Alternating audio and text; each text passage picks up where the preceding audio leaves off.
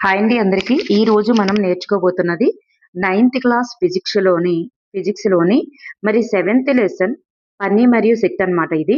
మరి అదే విధంగా నైన్త్ లెసన్ లాస్ట్ లెసన్ అయినటువంటి ధ్వని. ఈ 2 లెసన్స్ నుంచి మనం ముఖ్యమైనటువంటి బిట్స్ చూడబోతున్నాం. అయితే ఎయిత్ లెసను, సిక్స్త్ లెసను పరమాణువుల గురించి ఉంటుంది గదా! అది మీకు వేరేగా వీడియో అందించడం జరుగుతుంది. సో, ఇక్కడ ఫస్ట్ చూస్తే పని మరియు శక్తి నుంచి ఫస్ట్ బిట్లు చూద్దాం. తర్వాత ధ్వని నుంచి చూస్తున్నాం. పని జరగడానికి సంతృప్తి చెందవలసినటువంటి 2 నిబంధనలేంటి? పని జరగాలంటే సంతృప్తి చెందవలసినటువంటి 2 నిబంధనలేంటి? ఒక వస్తువుపై బలం అనేటటువంటిది పనిచేయాలి. మరియు ఆ వస్తువు అనేటటువంటిది స్థానభ్రంశం కూడా చెందాలి. అప్పుడే అక్కడ పని జరిగిందని చెప్తాం. నెక్స్ట్ వన్ శాస్త్రీయ దృక్పథంలో పని యొక్క నిర్వచనం ఏమిటి? శాస్త్రీయ దృక్పథంలో పని యొక్క నిర్వచనం ఏమిటి? ద రైట్ ఆన్సర్ ఈస్ బలము మరియు స్థానభ్రంశముల లబ్ధం. బలము మరియు స్థానభ్రంశముల యొక్క లబ్ధాన్ని పని అని చెప్తామన్నమాట. బలము మరియు స్థానభ్రంశముల లబ్ధం. అంటే పనికి డబ్ల్యూతో సూచించినప్పుడు బలాన్ని ఎఫ్ అంటాము మరియు ఎస్ స్థానభ్రంశాన్ని ఎస్ అంటారు. So W equals to F into S. Next one పని యొక్క ప్రమాణం ఏమిటి? పని యొక్క ప్రమాణం. పనిని మరి ఎస్ఐ ప్రమాణం ప్రకారం జౌలులో సూచించడం జరుగుతుంది. వస్తువుపై పనిచేసేటటువంటి బలం 0 అయిందనుకోండి. అప్పుడు జరిగిన పని ఎంత? వస్తువుపై పనిచేసేటటువంటి బలం 0 అయితే సో అక్కడ జరిగిన పని కూడా శూన్యమే అవుతుందన్నమాట. వస్తువు యొక్క స్థానభ్రంశం 0 అయిందనుకోండి. వస్తువు యొక్క స్థానభ్రంశం 0 అయినా గానీ అక్కడ పని ఎంత జరిగిందంటే పని 0నే జరిగినట్లు. స్థానభ్రంశం 0 అయినా మరి అక్కడ బలం 0 అయినా ఏదైనా పని 0 అయినట్లే అవుతుంది. మరి ఎందుకంటే స్థానభ్రంశం ఇంటూ బలం కాబట్టి అందులో ఏ ఒక్కటి 0 అయినా గానీ పని 0నే అవుతుంది. ఇక్కడ ప్రతిపాదన చూస్తే ఒక వస్తువు యొక్క స్థానభ్రంశం 0 అయితే ఆ వస్తువుపై ఎటువంటి పని జరగలేదని అర్థం. అలాగే జరిగినటువంటి పని అనేది ద్రవ్యరాశి మరియు స్థానభ్రంశాల లబ్ధానికి సమానం అన్నారు. ఇక్కడ ద్రవ్యరాశి మరియు స్థానభ్రంశంల లబ్ధం కాదు కదా! బలము ఇంటూ స్థానభ్రంశంల లబ్ధం. కాబట్టి ఇది సరికాదు. ప్రతిపాదన 1 అనేది నిజం. ప్రతిపాదన 2 అనేది నిజం కాదు. ప్రతిపాదన ఒక ఎద్దు అనేది బండిని లాగుతుంది. బండి కదులుతోంది. అయితే ఈ పరిస్థితుల్లో పని జరిగిందని అంటాం. మరి పని అనేది బలము మరియు దూరంలో లబ్ధంగా నిర్వచించబడి మరియు ఎద్దు బండిపై బలాన్ని ప్రయోగించి దీనిని కదిలేలా చేసింది. సో ఇక్కడ చూస్తే దూరం అన్న నియర్లీ స్థానభ్రంశం అన్న ఒకటే కాబట్టి సో ఇక్కడ మొదటి దానికి రెండవది సరి అయినటువంటి వివరణ అవుతుంది కాబట్టి సో ఈ పై రెండు ఇక్కడ కారణం 2 కూడా నిజం. కారణం అనేది ప్రతిపాదనకు సరి అయిన వివరణ అవుతుంది. ప్రతిపాదన పని అనేది ఒక అదిశ రాశి. పని అనేది ఒక అదిశ రాశి. మరి జరిగినటువంటి పనికి కేవలం పరిమాణం మాత్రమే ఉంటుంది, దిశ ఉండదు అన్నారు. ఇక్కడ ప్రతిపాదన 2 కూడా నిజమేనండి. పరిమాణం అనేటటువంటిది ఒక అదిశ రాశి. దీనికి పరిమాణం మాత్రమే ఉంటుంది తప్ప దిశ ఉండదు. ఎంత పని జరిగింది అనేది ఉంటుంది. ఎటువైపు జరిగింది అనేటటువంటి దిశ అనేది ఉండదు. కాబట్టి ఇక్కడ ప్రతిపాదన 2 నిజం. మరి కారణం అనేటటువంటిది ప్రతిపాదనకు సరైన వివరణ. నెక్స్ట్ వన్ ఒక వస్తువు యొక్క స్థానభ్రంశం దిశలోనే బలం ప్రయోగించబడిందనుకోండి. వస్తువు ఇలా కదులుతూ ఉంది. ఆ కదులుతున్న దశలోనే మరి ఆ వ్యక్తి వచ్చి దానిపై బలాన్ని ప్రయోగించాడు. మరి ఏ వైపు అయితే కదులుతుందో ఆ వైపు ప్రయోగించినట్లయితే ఆ బలం వల్ల పని ఏమవుతుంది? బలం వల్ల పని పెరుగుతుందో, తగ్గుతుందా? ఆ బలం పనిచేయడం వల్ల ఇక్కడ స్థానభ్రంశం అనేటటువంటిది ఇంకొంచెం వేగంగా వెళ్ళడం గాని, లేదా ఏదైనా గాని ప్లస్ అనేటటువంటిదే జరుగుతుంది. ఎందుకంటే అదే దిశలో వస్తువు కదులుతుంది కాబట్టి ఆ దిశలోనే బలాన్ని ప్రయోగించినప్పుడు ధనాత్మకమే అవుతుందన్నమాట. ఏకరీతి వేగంతో అంటే ఒకే వేగంతో చెల్లిస్తున్నటువంటి ఒక వస్తువు చలన దిశకు వ్యతిరేక దిశలో బలం ప్రయోగించబడింది. ఇలా వస్తువు కదులుతూ ఉంటే మరి బలం అనేటటువంటిది ఇట్లా రివర్స్‌లో ప్రయోగించబడిందనుకోండి. అప్పుడు దీనివల్ల ఆ వస్తువు కొంత స్థానభ్రంశం తర్వాత ఆగిపోయింది. అప్పుడు ఈ పరిస్థితుల్లో బలం వల్ల జరిగినటువంటి పని ఏంటి? అప్పుడు బలం వల్ల జరిగినటువంటి పని ఏమిటంటే, పని ఏమైనా జరిగిందా అంటే ఆగిపోయింది అన్నారు కదా ఇక్కడ. ఆగిపోయింది అంటే అక్కడ పని రుణాత్మకమైందని అర్థం. పని ఏమైంది? ఆ పరిస్థితుల్లో బలం వల్ల జరిగినటువంటి పని అనేది రుణాత్మకం అని అర్థం. ఒక బలం వల్ల జరిగినటువంటి పని ఇలా ఉండవచ్చు. ఒక బలం వల్ల జరిగినటువంటి పని ఇలా ఉండవచ్చు. ఒక బలం లేదా స్థానభ్రంశం మధ్య ఉండేటటువంటి కోణాన్ని బట్టి జరిగిన పని ధనాత్మకమైన అవ్వచ్చు, రుణాత్మకమైన అవ్వచ్చు, సున్నా అయినా అవ్వచ్చు. సో మూడింటిలో ఏదైనా జరగవచ్చు అన్నమాట. శాస్త్రంలో శక్తి అంటే అర్థం ఏంటి? శాస్త్రంలో శక్తి అంటే అర్థం ఏమిటి? శక్తి అంటే ఒక వస్తువుపై పనిచేసేటటువంటి సామర్థ్యాన్నే శక్తి అంటారు. ఒక వస్తువుపై పనిచేసేటటువంటి సామర్థ్యాన్ని ఆ వస్తువు యొక్క శక్తిగా నిర్వచిస్తాం. శక్తి కలిగి ఉన్నటువంటి ఒక వస్తువు మరొక వస్తువుపై బలాన్ని ప్రయోగించిందనుకోండి. అప్పుడు ఏమవుతుంది? శక్తిని కలిగి ఉన్నటువంటి ఒక వస్తువు మరొక వస్తువుపై బలాన్ని ప్రయోగిస్తే ఇది శక్తిని కోల్పోతుంది. శక్తిని కలిగి ఉన్నటువంటి వస్తువు మరొక వస్తువుపై బలాన్ని గనుక ప్రయోగించినట్లయితే శక్తిని కోల్పోవడం. అంటే ఎందుకంటే శక్తి బదిలీ జరుగుతుంది. ఎక్కువ నుండి తక్కువకి బదిలీ జరుగుతుంది కాబట్టి మరి వస్తువు మొదట శక్తిని కలిగి ఉన్న వస్తువు శక్తిని బదిలీ జరిగి శక్తిని కోల్పోవడం జరుగుతుంది. శక్తి యొక్క ప్రమాణం ఏంటి?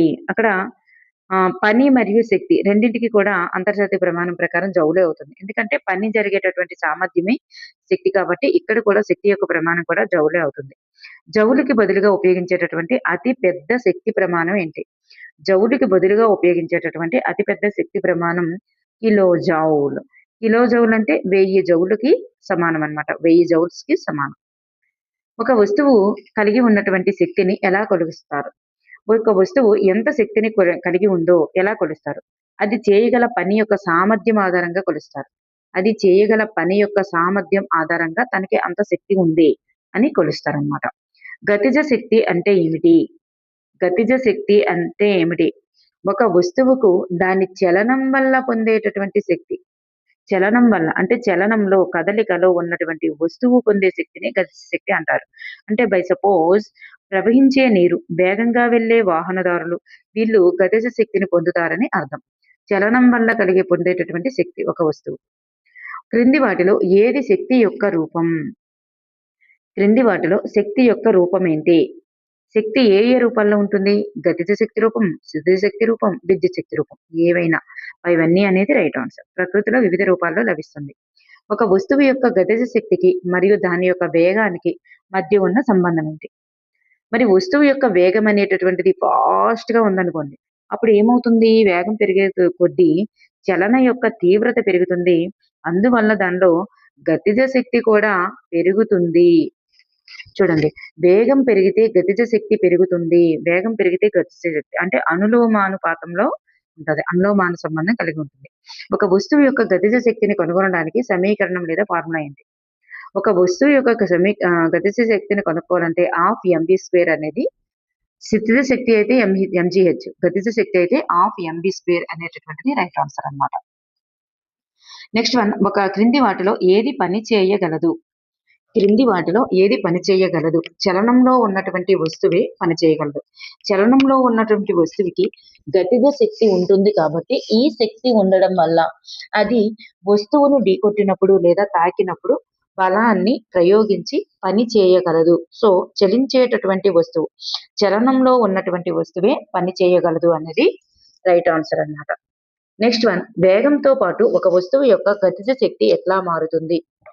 వేగంతో పాటు ఒక వస్తువు యొక్క గతిజ శక్తి ఎట్లా మారుతుంది? వేగంతో పాటు ఒక వస్తువు యొక్క గతిజ శక్తి పెరుగుతుంది. ఇప్పుడే చెప్పుకున్నాం కదా.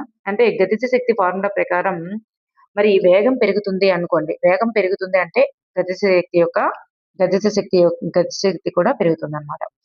భూమి నుండి m ద్రవ్యరాశి గల వస్తువును ఎత్తుకు పైకి లేపాలంటే అనేటటువంటి ఎత్తుకు పైకి లేపడానికి అవసరమైనటువంటి కనీస బలం ఎంత? మరి దీనికి ఫార్ములా ఏంటి? mg కదా. సో బరువుకి ఫార్ములా mg. బరువుకి ఫార్ములా mg కాబట్టి ఇక్కడ ద రైట్ ఆన్సర్ mg అనేటటువంటిది అవుతుంది అన్నమాట. mg అనేది అవుతుంది. నెక్స్ట్ వన్, భూమి నుండి ఎత్తుకు లేపడానికి ఒక వస్తువు పొందేటటువంటి శక్తి ఎంత? భూమి నుండి అనేటటువంటి ఎత్తుకి లేపాలి అంటే ఆ వస్తువు పొందేటటువంటి శక్తినే స్థితి శక్తి అంటారు. సో అది mgh కి సమానం. mgh అనేది అవుతుంది. కొంత ఎత్తుకు తీసుకెళ్ళినప్పుడు దానిపై జరిగినటువంటి పని ఆ వస్తువులో స్థితిజ శక్తి రూపంలో నిల్వ ఉంటుంది కాబట్టి అది mgh కి సమానం అన్నమాట. శక్తి నిత్యత్వ నియమం అంటే ఏమిటి? శక్తి నిత్యత్వ నియమం అంటే ఏమిటి? శక్తిని ఒక రూపం నుండి మరొక రూపంలోనికి మాత్రమే మార్చగలం. చూడండి, శక్తిని సృష్టించవచ్చు మరియు నాశనం చేయవచ్చు అవుతుందా? శక్తిని ఒక రూపం నుండి మరొక రూపంలోకి మాత్రమే మార్చగలమా? శక్తి రూపాంతరం చేయవచ్చు మరియు నాశనం చేయవచ్చా? అలాగే శక్తిని సృష్టించవచ్చు కానీ రూపాంతరం చేయలేము. ఏంటి ఆన్సర్ అంటే, శక్తిని సృష్టించలేము మరియు నాశనం చేయలేము. కానీ ఒక రూపంలో ఉన్నటువంటి శక్తిని మరొక రూపంలోనికి మార్చవచ్చు. సో ఇక్కడ ఆప్షన్ 2 అనేటటువంటిది రైట్ ఆన్సర్. నాశనం చేయవచ్చు అన్నారు, రాంగ్. సృష్టించలేము, నాశనం చేయలేము. ఒక రూపంలో ఉన్నటువంటి శక్తిని మరొక రూపంలోనికి మార్చవచ్చు అనేది రైట్ ఆన్సర్. ఇక్కడ శక్తి రూపాంతరం చెందేటటువంటి ప్రక్రియలో లేదా ఆ తర్వాత ఒక వ్యవస్థ యొక్క మొత్తం శక్తి ఎలా ఉంటుంది? శక్తి రూపాంతరం చెందేటటువంటి ప్రక్రియలో లేదా ఆ తర్వాత ఆ వ్యవస్థ యొక్క మొత్తం శక్తి ఎట్లా ఉంటుంది? రూపాంతరం చెందిన తర్వాత మొత్తం శక్తి అనేటటువంటిది మారకుండా స్థిరంగా ఉంటుంది. స్వేచ్ఛాపతన వస్తువు అంటే పైనుండి కిందకి పడేటటువంటి వస్తువు ప్రారంభంలో గతిజ శక్తి ఎందుకు 0 అవుతుంది? వస్తువు యొక్క తొలి వేగం 0 కాబట్టి. వస్తువు యొక్క తొలి వేగం అనేటటువంటిది 0 కాబట్టి. పైనుండి కిందికి పడుతుందనుకోండి, స్వేచ్ఛాపతన వస్తువుకి తొలి వేగం అంటే ఫస్ట్ స్టార్టింగ్ వేగం అనేటటువంటిది 0 కాబట్టే అక్కడ గతిజ శక్తి అనేది 0 అవుతుందన్నమాట. ఒక వస్తువు యొక్క మొత్తం యాంత్రిక శక్తి అంటే అర్థం ఏంటి? ఒక వస్తువు యొక్క మొత్తం యాంత్రిక శక్తి అర్థం ఏంటంటే శక్తి, గతి శక్తి మొత్తం శక్తిని యాంత్రిక శక్తి అంటారు. అంటే ఒక వస్తువుకు చలనం వల్ల కలిగేటటువంటి శక్తి, అలాగే దాని యొక్క స్థానం వల్ల కలిగేటటువంటి శక్తి. స్థానం వల్ల కలిగేది శక్తి అయితే చలనం వల్ల కలిగేది గతి శక్తి. ఈ రెండింటి మొత్తాన్ని యాంత్రిక శక్తిగా చెప్తామన్నమాట. ఒక వస్తువు స్వేచ్ఛగా కిందికి పడుతున్నప్పుడు దాని యొక్క స్థితి శక్తి ఏమవుతుంది? స్వేచ్ఛగా కిందికి పడుతుంది అనుకోండి, అంటే దాని యొక్క స్థానం వల్ల కలిగేటటువంటి శక్తి కదా శక్తి అంటే. సో కిందికి పడుతున్నది కాబట్టి అక్కడ హెచ్ అనేది తగ్గుతూ ఉంటుంది. స్థితిశక్తి ఫార్ములా ఏంటి? స్థితిశక్తి కదా అడిగారు ఇక్కడ. ఇక్కడ హెచ్ అనేది తగ్గుతూ ఉంటే స్థితిశక్తి ఫార్ములా ఎంజీహెచ్ ప్రకారం ఎత్తు తగ్గే కొద్దీ స్థితిశక్తి కూడా ఏమవుతుందంటే తగ్గుతుంది అనేటటువంటిది రైట్ ఆన్సర్. నెక్స్ట్ వన్, సామర్థ్యం అంటే ఏమిటి? సామర్థ్యం అంటే జరిగినటువంటి ఇక్కడ శక్తి బదిలయ్యే రేటుని సామర్థ్యం అంటారు. జరిగినటువంటి పని మొత్తాన్ని సామర్థ్యం అంటారు. పని జరిగేటటువంటి వేగాన్ని కూడా సామర్థ్యం అంటారు. సామర్థ్యం అనగా పని జరిగే రేటు లేదా శక్తి బదిలయ్యే రేటు, అంటే ఎంత వేగంగా పని జరుగుతుందో అది తెలిపేటటువంటి సామర్థ్యాన్నే ఎంత వేగంగా పని జరుగుతుందో తెలిపేదే సామర్థ్యం అన్నమాట. కాబట్టి ఇక్కడ బదిలీ అయ్యే రేటు, జరిగిన మొత్తం వేగం ఇవన్నీ కూడా చెందుతాయి అన్నమాట. సామర్థ్యానికి ప్రమాణం ఏంటి? సామర్థ్యానికి ప్రమాణం వాట్ అనేటటువంటిది, watts. Next one, James Watt ఎవరు? ఈయన ఒక ప్రసిద్ధ శాస్త్రవేత్త అన్నమాట. స్కాటిష్ ఆవిష్కరణవేత్త, మెకానికల్ ఇంజనీరు. మరి ఈయన గౌరవార్థమే సామర్థ్యానికి వాట్ అనేటటువంటి పేరు పెట్టడం జరిగిందనమాట. అలాగే సామర్థ్యాన్ని ఏ విధంగా కొలుస్తారు? ఇవన్నీ కూడా అవుతుంది. సామర్థ్యాన్ని కొలవడానికి ఫార్ములా ఏమిటి? సామర్థ్యాన్ని కొలవడానికి ఫార్ములా ఏమిటి? సామర్థ్యాన్ని కొలవాలంటే సామర్థ్యం ఈక్వల్స్ టు పని బై కాలం. అంటే ఇంత కాలంలో ఇంత పని జరిగితే దాన్ని సామర్థ్యంగా చెప్తాం కాబట్టి పని బై కాలం. సామర్థ్యం P ఈక్వల్స్ టు W/T అన్నమాట అనేది సూత్రం. ఒక వాట్ యొక్క నిర్వచనం ఏమిటి? ఒక వాట్ అంటే అర్థం ఏంటి? ఒక సెకనుకు కాలము కదా. వాట్ అంటే పని. సామర్థ్యానికి ప్రమాణం ఏంటి? మరి కొంతకాలంలో జరిగినటువంటి పని. అంటే సెకనుకు 1 జౌలు చొప్పున పని చేసేటటువంటి కారకం యొక్క సామర్థ్యాన్ని ఒక వాట్ అంటారు. ఒక వాట్ అంటే ఒక సెకనుకు 1 జౌలు చొప్పున పనిచేసే కారకం యొక్క సామర్థ్యమే వాట్ అనేది అవుతుంది. వాట్ మరియు కిలో వాట్ల మధ్య ఉండేటటువంటి సంబంధం ఏమిటి? వాట్ మరియు కిలో వాట్ల మధ్య ఉండేటటువంటి సంబంధం ఏంటంటే, ఒక కిలో వాట్ అనేటటువంటి 1000 వాట్లకు సమానం. ఆప్షన్ 2 అనేటటువంటిది రైట్ ఆన్సర్. నెక్స్ట్ వన్, ఒక వస్తువుపై 10 న్యూటన్ల బలం పనిచేసి ఆ బలం దిశలోనే వస్తువు 2 మీటర్ల స్థానభ్రంశం చెందితే ఆ వస్తువుపై జరిగినటువంటి పని ఎంత? 10 న్యూటన్ల బలం పనిచేసింది అనుకోండి, అంటే ఇక్కడ ఫార్ములా ఏంటి? పనికి ఫార్ములా బలము ఇంటూ స్థానభ్రంశం. బలము ఇంటూ స్థానభ్రంశమే కదా. ఇక్కడ బలం ఎంత? 10 న్యూటన్ల బలం. మరి స్థానభ్రంశం ఎంత? 2. సో 20 జౌళ్ళ పని జరిగిందని అర్థం. క్రింది వాటిలో ఏది శక్తి రూపం కాదు? బలం అనేది శక్తి రూపం కాదు. 500 కిలోగ్రాముల ద్రవ్యరాశి గల ఒక రోలర్ కోస్టర్ కారు భూమికి 50 మీటర్ల ఎత్తులో ఒక కొండపై ఉంది. ఆ రోలర్ కోస్టర్ కారు యొక్క స్థితిజ శక్తి ఎంత? అదే. అంటే ఇక్కడ ఎంజీహెచ్ ఫార్ములా ప్రకారం ఎం ఇచ్చారు. అంటే 50 500 సారీ 500 ద్రవ్యరాశి ఇచ్చారు. మరి జీ అంటే మనం ఏమి ఇవ్వనప్పుడు ఏమేసుకోవాలంటే 9.8 మీటర్ పర్ సెకండ్ స్క్వేర్ ఏసుకుంటాం. 9.8 మరి హెచ్ ఇచ్చారు 50 అని. మరి ఈ మూడింటిని మల్టిప్లికేషన్ చేసినప్పుడు 2045 2,45,000 జౌల్స్ అనేటటువంటిది వస్తుంది. 2,45,000 జౌల్స్ అనేది వస్తుందన్నమాట.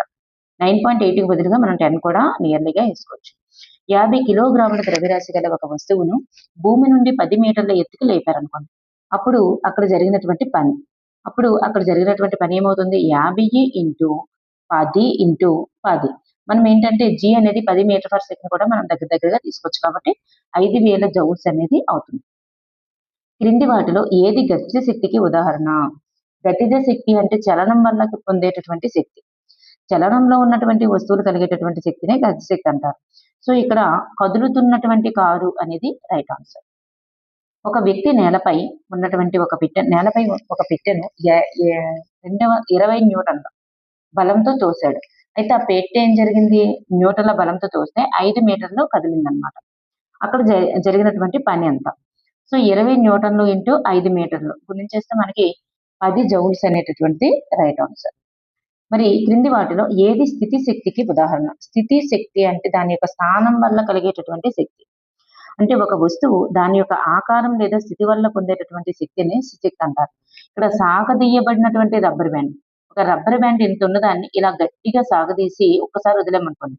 అప్పుడు దాని స్థానం యొక్క కదిలించడం వల్ల దానికి శక్తి వచ్చింది కాబట్టి అది స్థితి శక్తికి అవుతుందన్నమాట. ఉదాహరణ, ఒక యంత్రం 500 న్యూటన్ల బరువును 10 సెకండ్లలో మరి 10 మీటర్ల ఎత్తుకు లేపింది. అప్పుడు ఎంత సామర్థ్యం అంటే 500. ఇవన్నీ గురించి సామర్థ్యం అడిగారు కదా, అప్పుడు పని కట్టండి. సామర్థ్యం అంటే ఏంటి? పని బై కాలము. ఇక్కడ పని కడితే బరువు ఇంటూ ఎత్తు అంటే 500 ఇంటూ 10 కడతాం. తర్వాత మీటర్ కాలం 10 సెకండ్లు. సో 10 సెకండ్లతో వేస్తే మనకి ఎంత వస్తుందంటే 500 వాట్లు అనేటటువంటిది రైట్ ఆన్సర్. నెక్స్ట్ వన్, పని మరియు శక్తి గురించి క్రింది వాటిలో ఏ ప్రకటన నిజం? పని మరియు శక్తి గురించి. పని మరియు శక్తి అనేవి రెండు వేరు కానీ ఒకదానికొకటి సంబంధిత భావనలు అనేది రైట్ ఆన్సర్. నెక్స్ట్ వన్, 20 కిలోగ్రాముల ద్రవ్యరాశి కలిగినటువంటి ఒక వస్తువు 10 మీటర్ పర్ సెకండ్ వేగంతో చలిస్తుంది. అయితే దాని యొక్క గతిజ శక్తి ఎంత? గతిజ శక్తి ఫార్ములా ఏంటి? Half mv². మరి ఇక్కడ m వాల్యూ ఇచ్చారు, v వాల్యూ కూడా ఇచ్చారు. అప్పుడు హాఫ్ m అంటే 2 మరి v అంటే 10 స్క్వేర్ అంటే 10 ఇంటూ 10. మరి రెండుకి కట్ అయితే 100 జౌల్స్ అనేటటువంటిది రైట్ ఆన్సర్ అన్నమాట. నెక్స్ట్ వన్, ఒక బంతి యొక్క వేగం రెట్టింపు అయినప్పుడు దాని యొక్క గతిజ శక్తి ఏమవుతుంది? బంతి యొక్క వేగం రెట్టింపు అయితే దాని యొక్క గతిజ శక్తి ఏమవుతుంది? గతిజ శక్తి ఫార్ములాలో mv² అనేది ఉంటుంది కదా. సో v² ఉంటుంది అంటే ఇక్కడ వేగం రెట్టింపు అయితే దాని యొక్క గతిజ శక్తి ఏమవుతుంది? మామూలుగా వేగం రెట్టింపు చేయండి. అప్పుడు గతిజ శక్తి ఏమవుతుంది? 4 రెట్లు v⁴ వచ్చింది కదా. సో 4 రెట్లు అవుతుంది అనేది రైట్ ఆన్సర్ అన్నమాట. వేర్వేరు ద్రవ్యరాశి గల 2 వస్తువులను ఒక భవనం పై నుండి క్రిందికి వదిలేశారనుకోండి. అప్పుడు ఏ క్షణంలోనైనా ఆ 2 వస్తువుల్లో క్రింది వాటిలో ఏది సమానంగా ఉంటుంది? క్రింది అంటే మీద నుండి 2 వస్తువుల్ని వదిలారనుకోండి, 2 వేరు వస్తువులు వదిలినప్పుడు మరి వాటి యొక్క ఏది సమానంగా ఉంటుంది? వాటి యొక్క వేగం మాత్రమే సమానంగా ఉంటుంది. 2 వస్తువులను క్రిందికి వదిలినప్పుడు ఏ క్షణంలోనైనా ఆ 2 వస్తువులు వేగం మాత్రమే సమానంగా ఉంటుంది. స్వేచ్ఛాపతనం, ఎందుకంటే గాలి నిరోధాన్ని విస్మరించేయాలి. స్వేచ్ఛాపతనంలో ఉన్నటువంటి అన్ని వస్తువులు ద్రవ్యరాశితో సంబంధం లేకుండా ఒకే గురుత్వ త్వరణాన్ని కలిగి ఉంటాయి కాబట్టి ఏ క్షణంలోనైనా వాటి వేగాలు అనేటటువంటివి సమానంగా ఉంటాయి. నెక్స్ట్ వన్, ఒక వ్యక్తి తన తలపై పెట్టెను ఉంచుకొని నిచ్చెన పైకి ఎక్కుతున్నాడు. మరి ఆ పెట్టెపై ఆ వ్యక్తి చేసినటువంటి పని ఏంటి? చూడండి, ఒక వ్యక్తి తలపై పెట్టెను పెట్టుకొని నిచ్చెన ఎక్కుతున్నాడంట. నిచ్చెన పైకి ఎక్కుతున్నప్పుడు ఆ పెట్టెపై వ్యక్తి చేసినటువంటి పని ఏంటి? ధనాత్మకము. అంటే పెట్టెను పైకి లేపడానికి పై దిశలోనే బలాన్ని ప్రయోగిస్తున్నాడు. సో పెట్టె యొక్క స్థానభ్రంశం కూడా పై దిశలోనే జరుగుతుంది కాబట్టి ఇక్కడ బలము స్థానభ్రంశం రెండు కూడా ఒకే దిశలో ఉన్నందువల్ల పని అనేటటువంటిది కూడా ధనాత్మకమే అవుతుంది. అంటే అక్కడ చూడండి, అతని వ్యక్తి కూడా పైకే ఎక్కుతున్నాడు, పెట్టి కూడా పైకే వెళ్తుంది. సో 2 కూడా అలాగే అవుతుంది. ఒక కూలి తలపై సూట్‌కేస్ ఉంచుకొని ఒక రీతి వేగంతో మెట్లెక్కుతున్నాడనుకోండి. అప్పుడు సూట్‌కేస్‌పై బరువు అనేటటువంటిది చేసిన పనేంటి? ఇక్కడ రుణాత్మకం అనేటటువంటిది అవుతుంది. ఎందుకంటే సూట్‌కేస్‌ను ఉంచుకొని ఒకే రీతి తలపై సూట్‌కేస్‌ను ఉంచుకొని ఒకే రీతిగా మెట్లెక్కుతున్నాడు. మెట్లెక్కుతున్నప్పుడు ఇక్కడ ఇక్కడ తలపై పెట్టుకొని అన్నారు. తలపై పెట్టుకొని అన్నారు. సో, తలపై పెట్టుకొని వెళ్తున్నప్పుడు ఏమవుతుందంటే వ్యతిరేక దిశలో కదులుతుందనమాట. బలం మరియు స్థానభ్రంశం అనేటటువంటివి వ్యతిరేక దిశలో ఉండడం వల్ల ఇక్కడ రుణాత్మకం అవుతుందనమాట. క్రింది ఏ సందర్భంలో పని జరిగిందని చెప్పవచ్చు? ఇక్కడ పని జరిగిందని. రంగయ్య ఒక పెద్ద బండని నెడుతున్నాడు కానీ కదల్చలేకపోయాడు. సో, కదల్చలేకపోయాడు అంటే ఇక్కడ పని జరగలేదు. సీత ఒక బొమ్మ కారును లాగుతోంది. అలాగే ప్రియాంక పరీక్షల కోసం కష్టపడి చదువుతోంది. ఒక కూలీ తన తలపై సామాను పెట్టుకొని రైల్వే స్టేషన్ ప్లాట్‌ఫార్మ్‌పై ఎదురు చూస్తున్నాడు. సో, ఎక్కడ పని జరిగింది అంటే కారును లాగుతోంది కాబట్టి ఇక్కడ మాత్రమే పని జరిగింది. నెక్స్ట్ వన్ పనికి ఉండేటటువంటివి ఏంటి?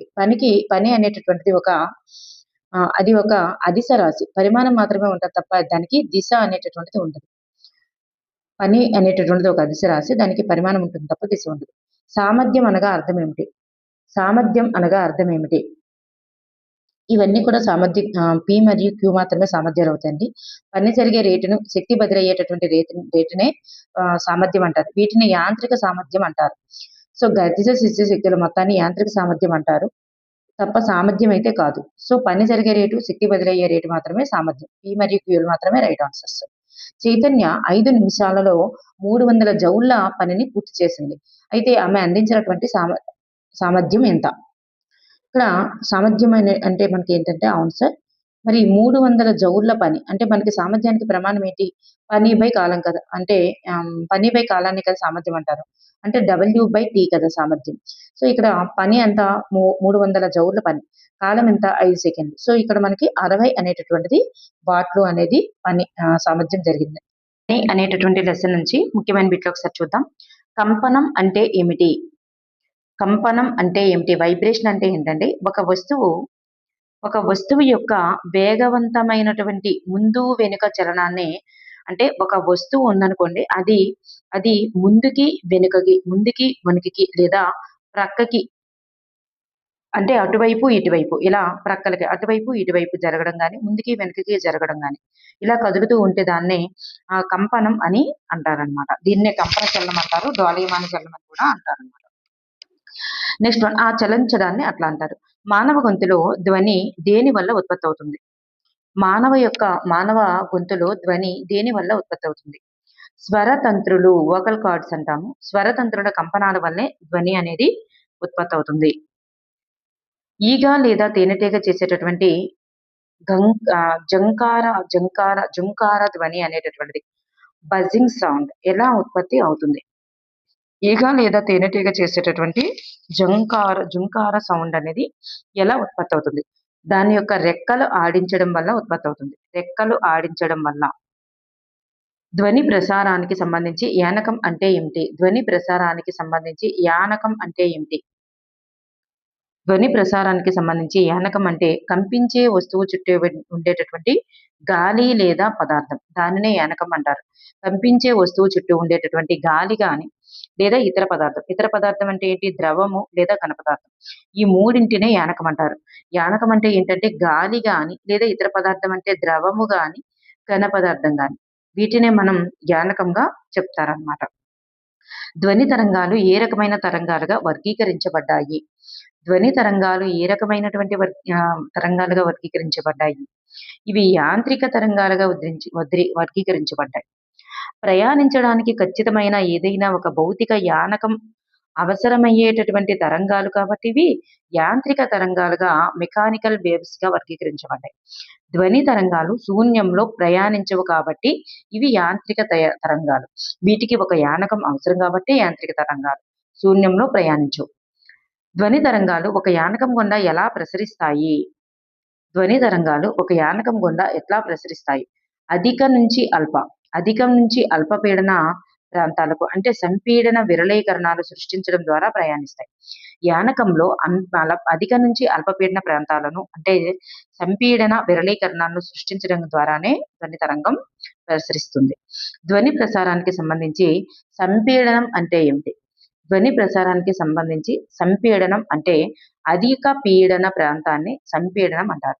యానకంలో అధిక పీడన ప్రాంతం, ఎక్కువ పీడనం, ఎక్కువ సాంద్రత ఉండేటటువంటి ప్రాంతం. అంటే అక్కడ యానకంలో కణాలు ఒకదానికొకటి దగ్గరగా వచ్చి ఎక్కువ పీడనం, ఎక్కువ సాంద్రత కలిగి ఉంటాయన్నమాట. అటువంటి దాన్నే పీడనం అంటారు. మరి విరళీకరణం, సంపీడనం అంటారు. విరళీకరణం అంటే ఏంటి? అల్ప పీడనం ఉండే ప్రాంతం. అంటే ఇక్కడ యానకంలో కణాలు దూరంగా ఉంటాయి. తక్కువ పీడనం ఉంటది. మరి తక్కువ సాంద్రత అనేటటువంటిది ఉంటుంది. ఇక్కడ వీటినే విరళీకరణంగా చెప్తామన్నమాట. ధ్వని ప్రయాణించగల 3 రకాల యానకాలు ఏంటి? ధ్వని ప్రయాణించగల 3 రకాల యానకాలు ఘన పదార్థం, ద్రవ పదార్థం, వాయు పదార్థం. ఘన, ద్రవ, వాయు పదార్థాలు అనేవి రైట్ ఆన్సర్. ఒక వస్తువు యానకంలో కంపించినప్పుడు ఏమి జరుగుతుంది? ఒక వస్తువు యానకంలో కంపించింది అనుకోండి, గాలిలో గాని, ధ్వనిలో గాని, ద్రవ పదార్థంలో గాని, ఘన పదార్థంలో గాని. ఇలా కంపిస్తున్నప్పుడు ఎలా జరుగుతుందంటే ఆ వస్తువు చుట్టూ యానకంలో కణాలు కూడా కంపిస్తాయి. ఆ వస్తువు చుట్టూ యానకంలో కణాలు కూడా కంపిస్తాయి అన్నమాట. నెక్స్ట్ వన్, ధ్వనికి సంబంధించి తరంగం అంటే ఏమిటి? ధ్వనికి సంబంధించి తరంగం అంటే ఏమిటి? యానకంలో కణాలు తమ పక్క కణాలను చలనంలోనికి తెస్తూ యానకం గుండా ప్రయాణించేటటువంటి ఒక అలజడిని తరంగం అంటారు. యానకంలో మరి ఇట్లా ధ్వని అనేటటువంటిది తరంగాల రూపంలో ఇలా ప్రయాణిస్తున్నప్పుడు మరి పక్క ఉన్నటువంటి కణాలను చలనంలోనికి తెస్తూ యానకం గుండా ప్రయాణించేటటువంటి అలజడిని ధ్వని తరంగం అంటారన్నమాట. ధ్వనికి సంబంధించి సంపీడనం అంటే ఏమిటి? ధ్వనికి సంబంధించి చెప్పాం కదా, అధిక పీడన ప్రాంతం అని. మరి విరళీకరణం అన్న అల్పపీడన ప్రాంతం. అలాగే నిశ్చిత ఇక్కడ చూడండి, ధ్వని ఘన, ద్రవ మరియు వాయువుల గుండా ప్రయాణించగలదు. ధ్వని ప్రసారానికి కారణమయ్యే పదార్థం యానకం. సో ఇక్కడ రెండు సరి అయినవి. మరి హేతు అనేటటువంటిది నిశ్చితికి సరి అయినటువంటి వివరణ కూడా అవుతుంది. నెక్స్ట్ వన్, ధ్వని తరంగాలు ఏ రకమైన తరంగాలు? ధ్వని తరంగాలు అనేటటువంటివి అనుదైర్ఘ్య తరంగాలు. అంటే యానకంలో ధ్వని ప్రసరించేటప్పుడు కణాల కంపన దిశ తరంగాల యొక్క ప్రసార దిశకు సమాంతరంగా ఉంటుంది. కణాల యొక్క కంపన దిశ అనేటటువంటిది తరంగాల యొక్క ప్రసార దిశకు సమాంతరంగా ఉంటుంది. అందువల్ల ఈ తరంగాలు అనేటటువంటివి అనుదైర్ఘ్య తరంగాలకి చెందుతాయి. లాంగిట్యూడల్ వేవ్స్ అంటాం. అనుదైర్ఘ్య తరంగంలో యానక కణాలు ఏ దిశలో కదులుతాయి? ఏ దిశలో కదులుతాయి? తరంగ ప్రసార దిశకు సమాంతరంగానే కదులుతాయి. చెరువులో రాయి వేసినప్పుడు నీటి ఉపరితలంపై ఎలాంటి తరంగాలను కనిపిస్తాయి? చెరువు ఉంది, ఈ చెరువుపై రాయి అనేటటువంటిది ఇట్లా వేశారనుకోండి, అప్పుడు నీటి ఉపరితలంపై తరంగాలు అనేటటువంటిది ఇలా వస్తాయి కదా, కనిపిస్తాయి. సో ఈ తరంగాలు ఎట్లాంటివి? తిర్యక్ తరంగాలు. ఇవి తిర్యక్ తరంగాలు. నీటి పైకి కిందికి లంబంగా కదులుతూ ఉంటాయి కాబట్టి, నీటి పైకి కిందికి ఇట్లా లంబంగా కదులుతూ ఉంటాయి కాబట్టి ఈ తరంగాలు అనేటటువంటివి కదులుతాయి. కానీ తరంగం అనేటటువంటిది ముందుకు సాగుతుంది. ఇలా తరంగాలు అనేటటువంటివి ఇలా పైకి కిందకి కదులుతూ తరంగం ముందుకు సాగడాన్ని తిర్యక్ తరంగాలు అంటారనమాట. నెక్స్ట్ వన్, కాంతి అనేటటువంటిది ఏ రకమైన తరంగం? విద్యుత్ అయస్కాంత తరంగం అన్నమాట.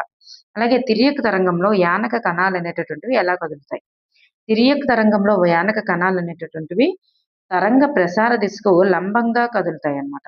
తిర్యక్ తరంగాలు ఇలా వెళ్తూ తరంగ ప్రసార దిశకు ముందుకి వెనక్కి వెళ్తూ అలాగే ఇలా జరుగుతూ ఉంటుంది. ఇవి లంబంగా తరంగ ప్రసార దిశకు లంబంగా ఉంటాయి.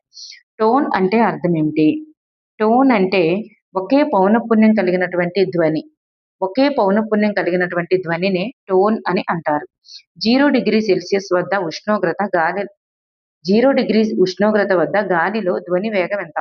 0 డిగ్రీ ఉష్ణోగ్రత వద్ద గాలిలో ధ్వని వేగం ఎంత? 331 metre per second. 331 metre per second అనేటటువంటిది 0 డిగ్రీ ఉష్ణోగ్రత వద్ద ధ్వని వేగం అన్నమాట. మరి ఉష్ణోగ్రత పెరిగినప్పుడు గాలిలో ధ్వని వేగం ఎలా మారుతుంది? ఉష్ణోగ్రత పెరిగింది అనుకోండి, గాలిలో ధ్వని వేగం కూడా పెరుగుతుంది. సో గాలిలో ఉష్ణోగ్రత పెరిగే కొద్దీ ధ్వని వేగం కూడా పెరుగుతుంది అనమాట. సో ఇది గతిజ శక్తి పెరగడం వల్ల ధ్వని కంపనాలు వేగంగా ముందుకి వెళ్ళడం వల్ల ఇలా జరుగుతుంది. పదార్థం యొక్క ఏ స్థితిలో ధ్వని వేగం అత్యధికంగా ఉంటుంది? పదార్థం యొక్క ఏ స్థితిలో ధ్వని వేగం ఎక్కువగా ఉంటుంది? ఘనంలో ఉంటుందా? ద్రవంలో ఉంటుందా? వాయువులో ఉంటుందా? ఘన స్థితిలో ఎక్కువ. ఘన స్థితిలో ధ్వని వేగం అధికంగా ఉంటుంది. పదార్థం యొక్క ఘన స్థితిలోనే ధ్వని వేగం అనేటటువంటిది అధికంగా ఉంటుంది. 22 డిగ్రీల సెల్సియస్ ఉష్ణోగ్రత వద్ద గాలిలో ధ్వని వేగం ఎంత?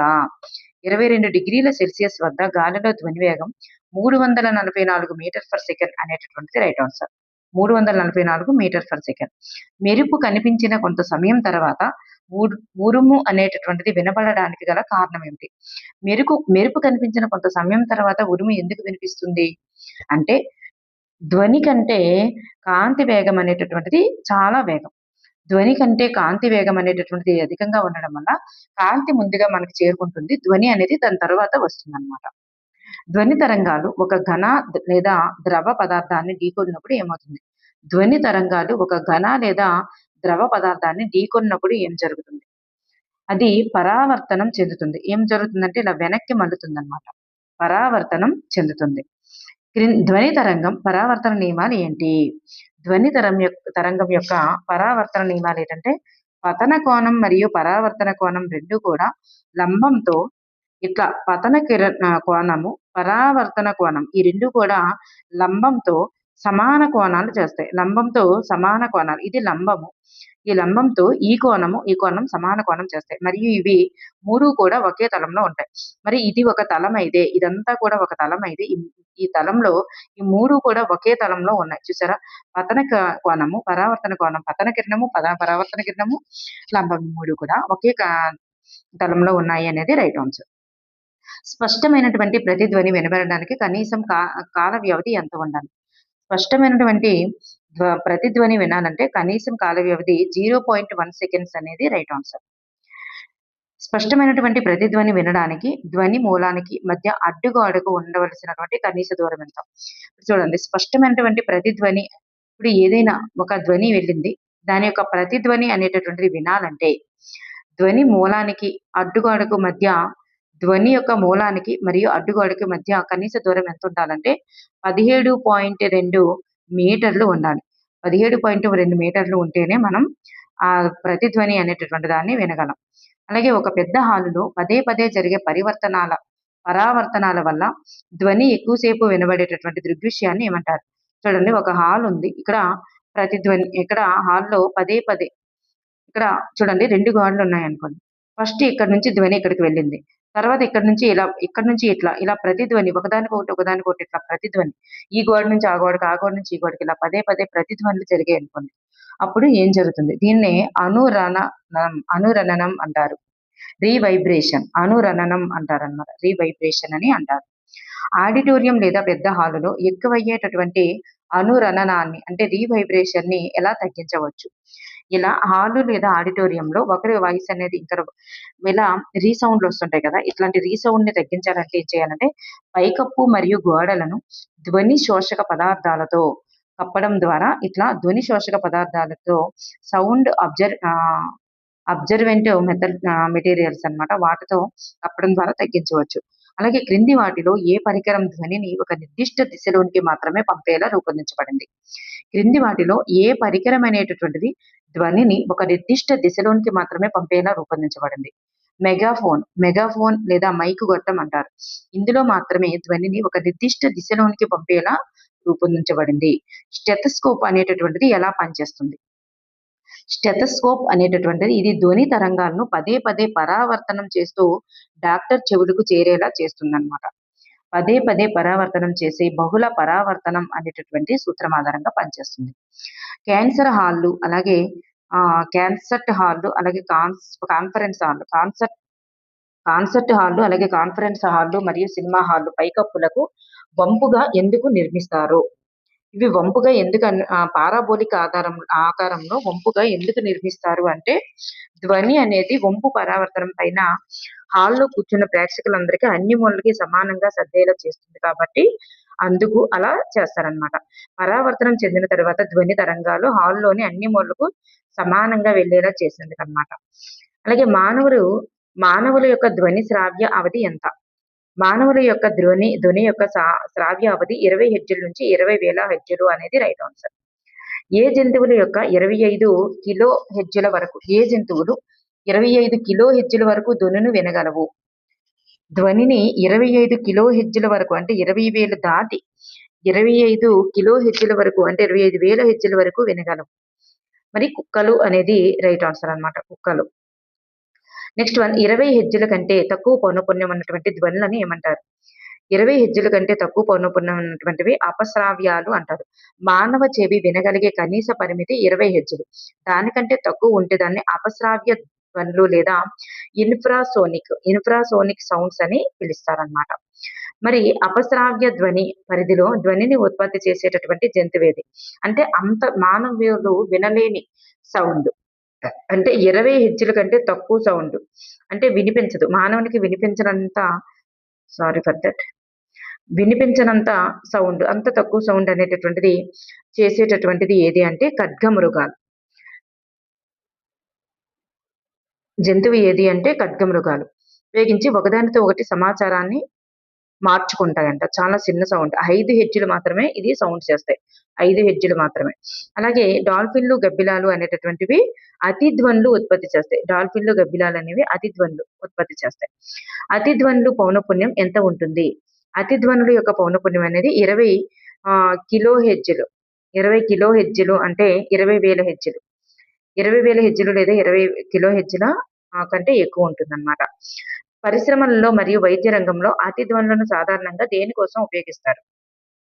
పరిశ్రమలలో మరియు వైద్య రంగంలో అతి ధ్వనులను శరీరం యొక్క అంతర్గత భాగాలు చిత్రీకరణ చేయడానికి ఉపయోగిస్తారు. స్కానింగ్ కోసం ఉపయోగిస్తారు. చేరడానికి వీలులేని కఠినమైన ప్రదేశాలలో ఉండే వస్తువులను అతిధ్వని తరంగాలు ఎలా శుభ్రం చేస్తాయి?